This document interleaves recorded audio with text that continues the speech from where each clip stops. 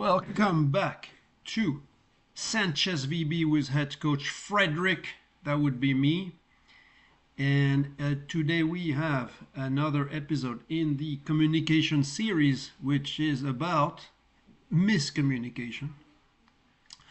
And let's see, we will use my tool, probably, homegrown tool as usual. Give me a good offer and it's yours. If not, I'll keep using it myself. But we will start with an outline for miscommunication. And the miscommunication, so I have a little bit of an abstract. It's not just about not saying something.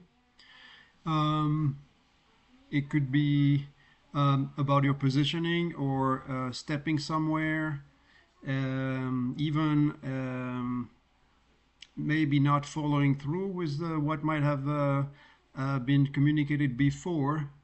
All of that can be damaging and lead to a point lost. Let's see. I have a few examples. And we can tackle them as we go. Let's see if I can zoom in a little bit without. Yeah, we can do that. And we can tackle those guys. So of course silence would be the first most obvious point. So of course if nobody ever says me or you, doesn't really move on the serve receive to or away from the ball, that's pretty bad. The most iconic, I'd say, example would be after the set, you just say nothing.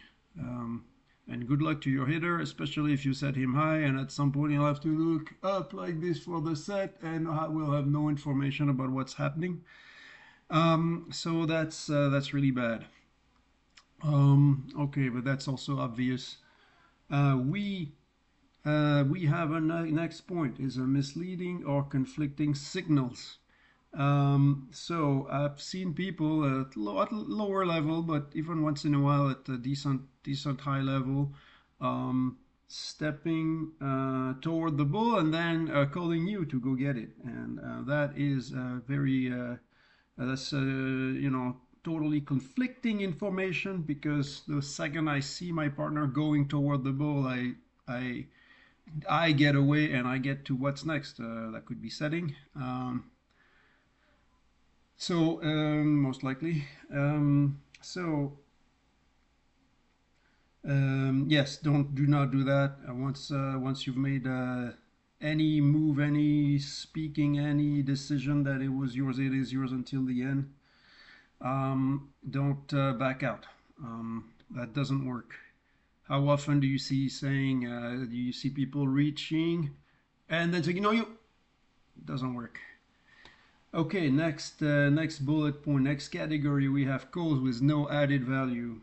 And that I see around me. I will not put names here. I will not put them to shame. But we have somebody who, not somebody. We have the case of someone passing the ball and then realizing it's tight, and then calls option. I'm like, yes, thanks, buddy. I know it's tight, and now I'm going to have to deal with this. So I know it's an option ball. How about you tell me what's open on the other side, or if it's still settable, why don't you say set me? That would be a lot better information. Maybe it can even hold the blocker in front of you, and then maybe I can just go on too. But if you just say option, it's zero value. We all knew that. So try to think about what's next. We know it's an option.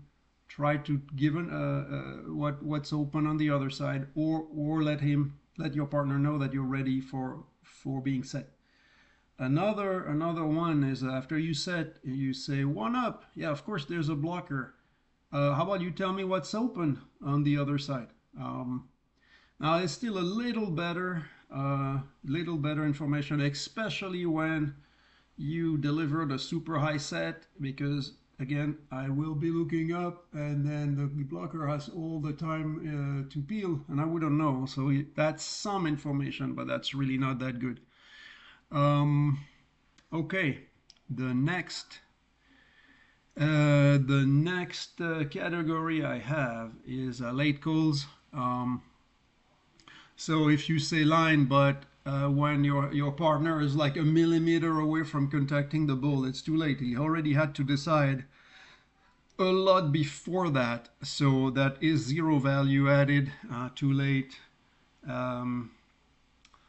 I guess you could argue there could be too early if the defender especially is baiting, and then you're gonna call something that in the end is not open. You could add that too.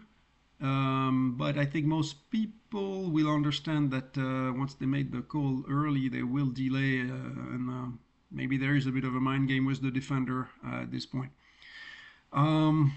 So yeah, calls, I wrote it, that erode trust through inaccuracy. Well, yeah. So if you're making calls and then you're wrong half the time, then well, it will not help your partner, and it eventually, consciously or not, it will learn to not having to listen, to not listen, and be like, okay, I'll play with the information that I have because the call is useless. So eventually, even if you can turn it around, it might be too late, at least in a given game. Yeah, so it's okay to be wrong.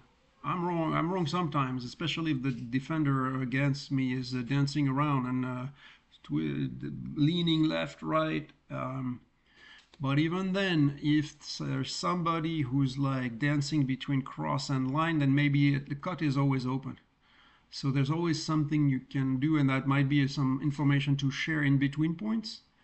But yeah, anyway, once you learn the timing of the other team, then keep working on your calls. Okay, and then I've written this flat delivery and no urgency. I think there is power into shouting something really quick, delivering something really fast. There is power into that. Definitely in the point, we don't have all day. We need a quick word. We cannot share full sentences. But even in between points, if you don't seem like you want to win, then it might snowball with your partner. In terms of, oh, yeah, it looks like you don't want to win, so why should I try? And of course, actions speak louder than words, but and I'm not saying, hey, be really intense. That's not what I mean, but there's got to be the right tone to communicate during and in between points. I'm sure I am forgetting a bunch of things. I did not want to make this video just to a recap of all the other 5 or 6, 5. Let me see. I think it's 5. Yeah, 4. Yeah, it's other 5. Because of course you could negate all the points I've made in the other 5 videos in that series, and that would be a miscommunication. Yeah, well, one obvious one that I did not add here is when you're in serve receive, and then you're both calling for the ball, and then in the end nobody wants to pass it because naturally we don't want to collide. That happens at all levels, even at pro level sometimes, and it will at pro levels most likely someone will touch it, but it might result into a shank. So that problem is always there.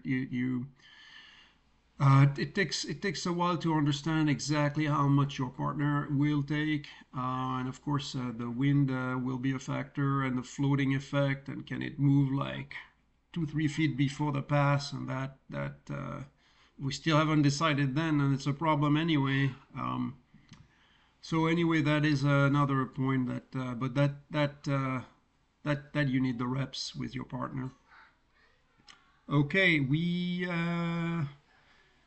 actually just broke 10 minutes on this, and maybe I will give a proper ending.